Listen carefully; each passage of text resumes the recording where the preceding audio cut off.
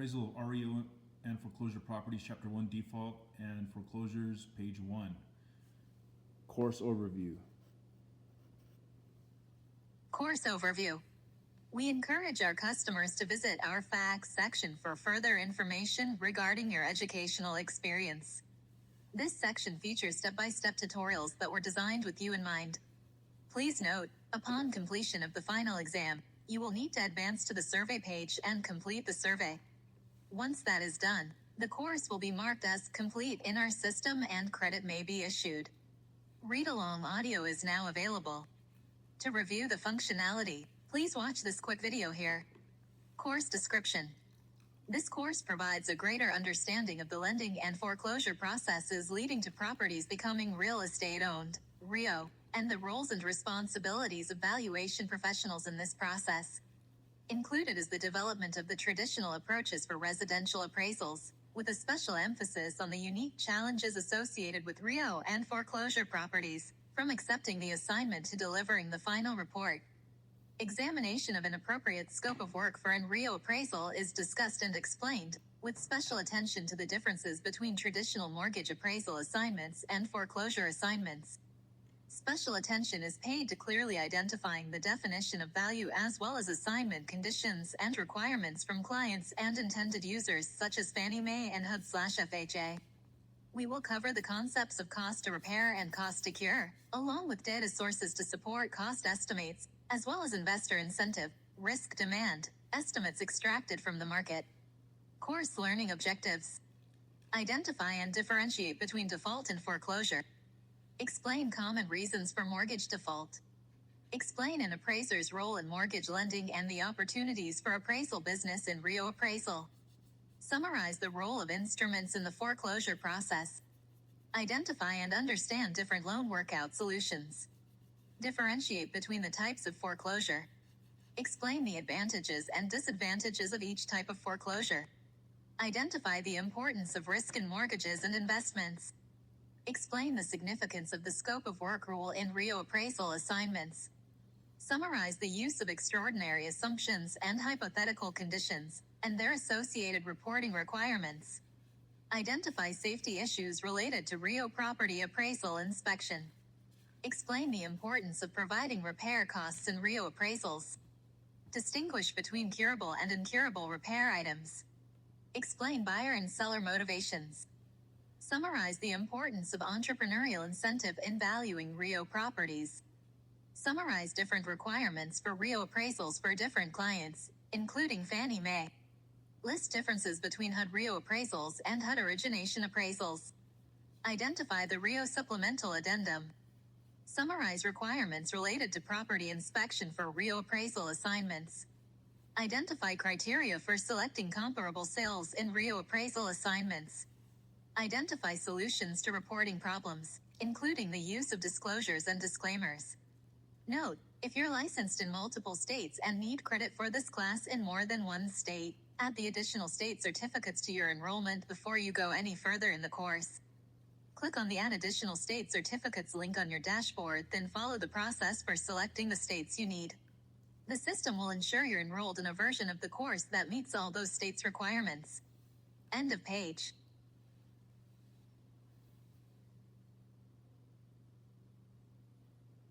Page 2, Chapter Overview. Chapter Overview. In the first chapter, titled Default and Foreclosure, we will look at the differences between default and foreclosure, and will cover some general information regarding foreclosures. Learning objectives. Upon completion of this chapter, participants will be able to identify and differentiate between default and foreclosure. Explain common reasons for mortgage default.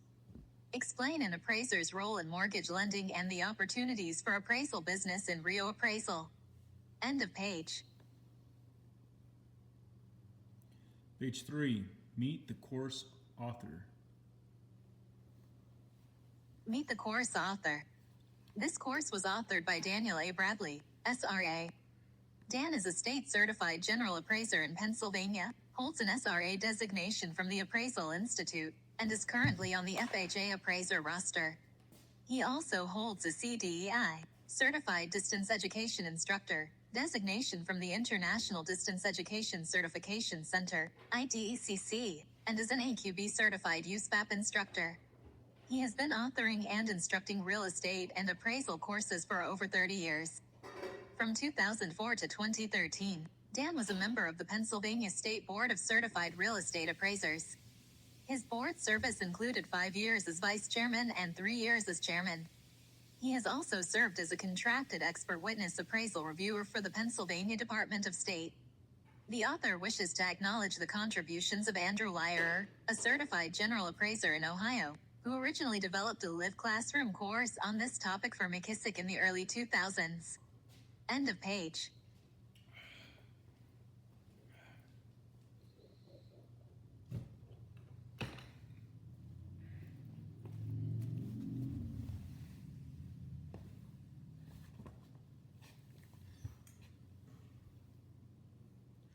Page 4, features of our LMS.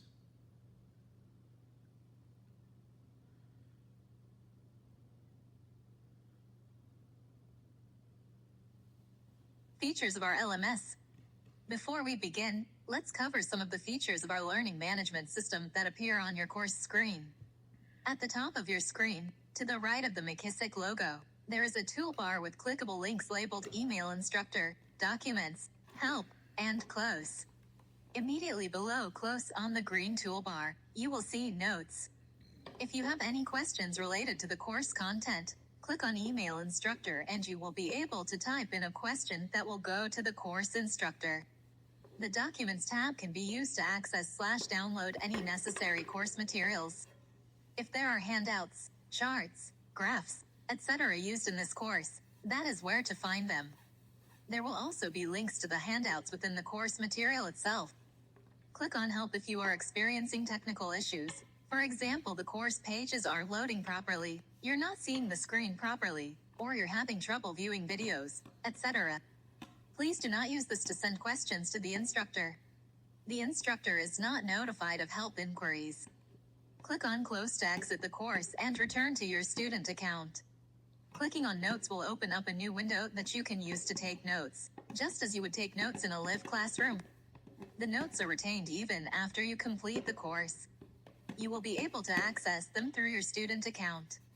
At the lower right of the screen, you will see a Leave Comments icon. The Leave Comments feature is intended for you to be able to communicate with other students in the course. You can post comments for others to read, and you may read the comments that others have left before you. Please do not use the Leave Comments tab to post questions for the instructor, because the instructor does not monitor the comments. If you choose to leave comments, please keep them professional. McKissick reserves the right to expel students without credit for leaving offensive or inappropriate comments. If you find inoperable hyperlinks in the course materials, please inform McKissick's technical support staff by clicking on the Help link at the top right of the page. Inoperable links are most likely the result modifications made by the owner/developer of the linked website after the development of this course.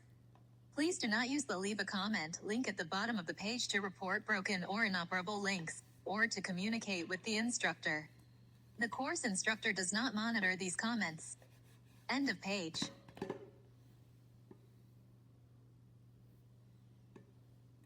Page 5, disclosure. Disclosure. From time to time in the course, we may provide links to external websites, some of which are nonprofit or government sites, and some of which are for-profit companies. These links are provided for educational purposes only. McKissick Learning has no affiliate or contractual relationship with any of these entities, and does not specifically endorse or recommend them or their products. The content of these websites is the product of their respective owners, and McKissick Learning has no control over these websites. McKissick has neither asked for nor received any compensation for linking these companies and other entities in this course. End of page.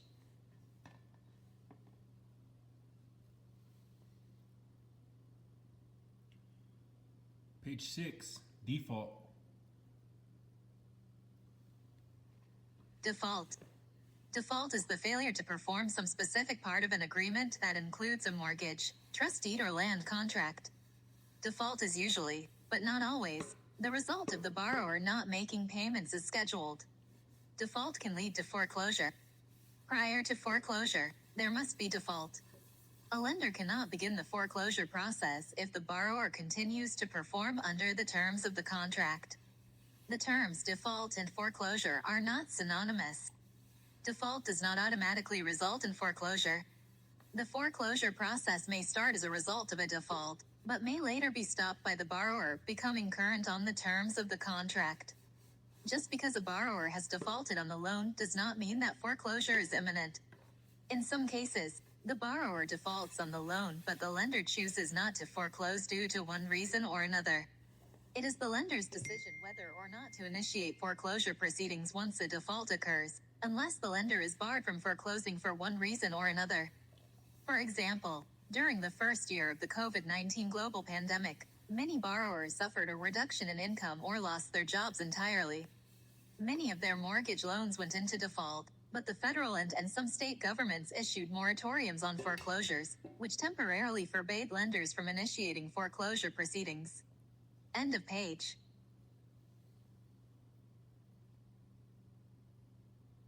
Page 7, foreclosure.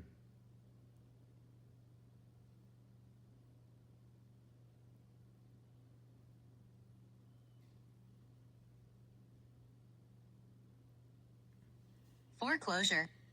Foreclosure is the legal process by which the lender forces the sale of a property to recover all or part of a loan upon which the mortgagor has defaulted. If the foreclosure process is successful, it could result in the lender owning the property that was the subject of the loan. If the lender acquires title to the property as the result of a foreclosure, the property is called an REO property, which is short for real estate owned. End of page.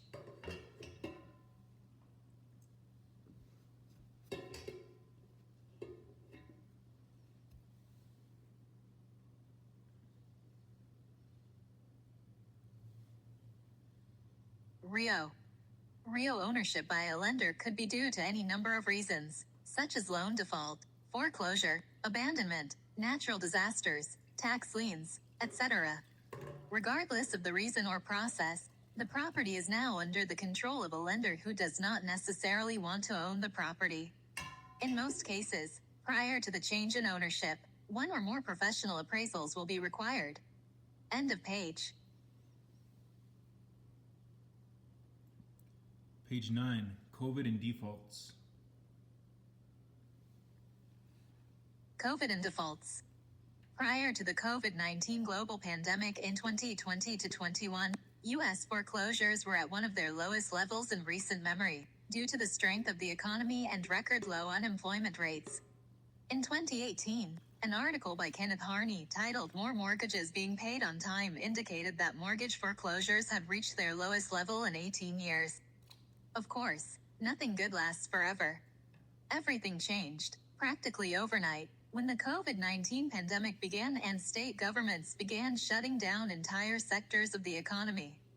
Travel, hospitality, restaurant and personal services sectors, for example hairstylists, massage therapists, were especially hard hit. Businesses that had taken years to painstakingly build were forced to close, without any idea of when they would be permitted to reopen. Even after some businesses were permitted to reopen, several months later, they were only permitted to operate at a fraction of capacity. For many business owners and their employees, the sudden loss of their income rendered them unable to make their mortgage payments. End of page.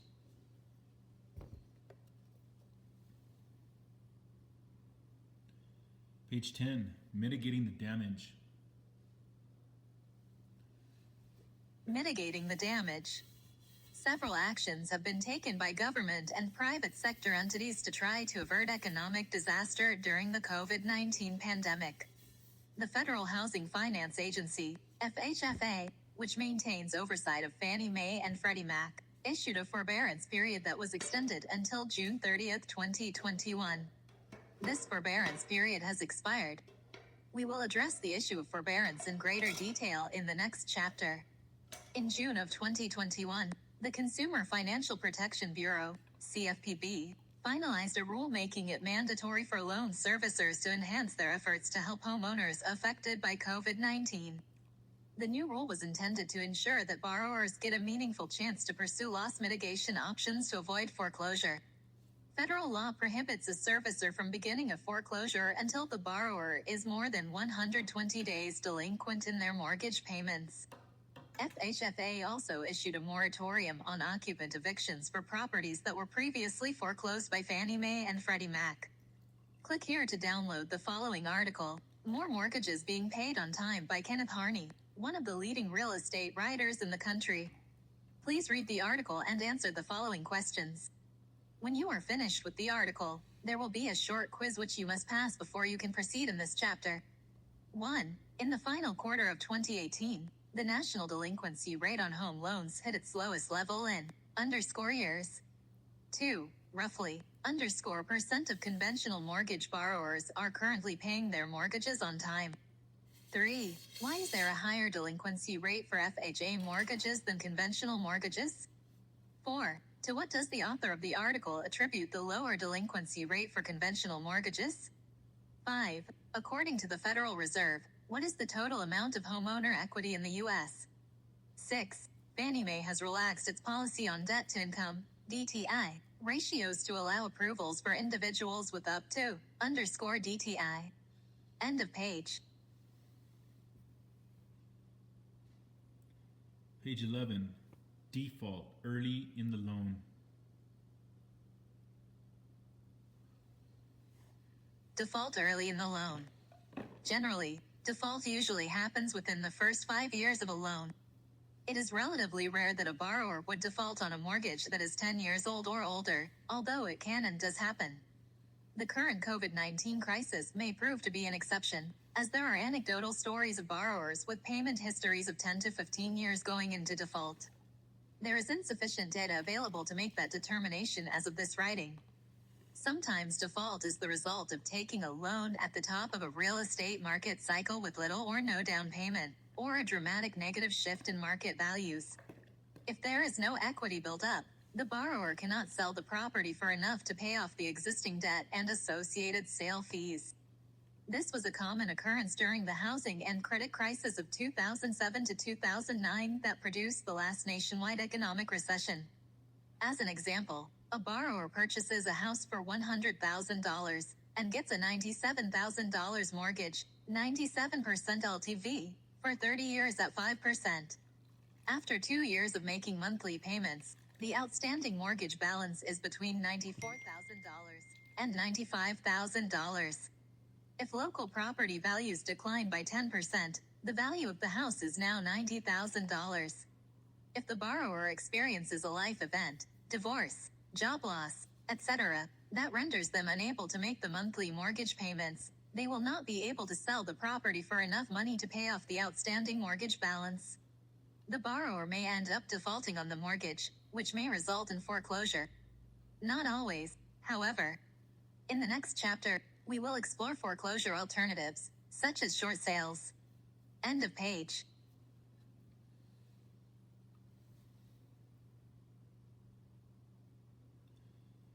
Page 12.